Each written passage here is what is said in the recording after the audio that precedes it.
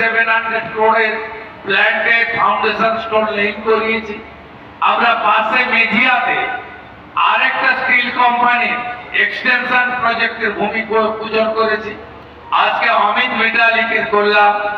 It's a continuous process, single window system, environment clearance, land provide করা, incentive area চালু করা এবং সমস্ত রকমের সহযোগিতা করার জন্য West Bengal government always ready.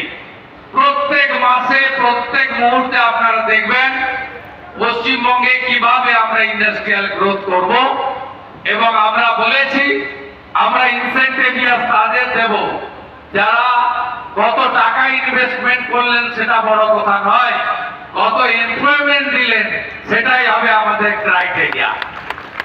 Second thing হচ্ছে আমরা 100 কোটি টাকার বেশি যারা ইনভেস্ট করবে তাদের বলে দিয়েছি কর্পোরেশন, মিউনিসিপালিটি, পঞ্চায়েত, জেলা পরিষদে যাবেন না।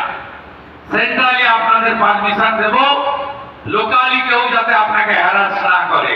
আপনি ওখানে প্ল্যান লাগান, আমরা আপনাকে ফুল সাপোর্ট দেব। আমরা অনেক পলিসি চেঞ্জ করব।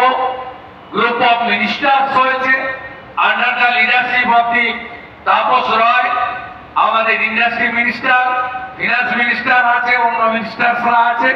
তাদের রেকমেন্ডেশন পেয়ে গেলে ল্যান্ড পলিসি সহ আরো যা যা করার আমরা সেটা খুব কুইকলি করব।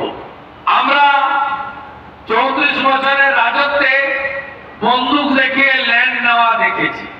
It's a very bad practice Democratic কান্ট্রিতে। আমরা 15 বছর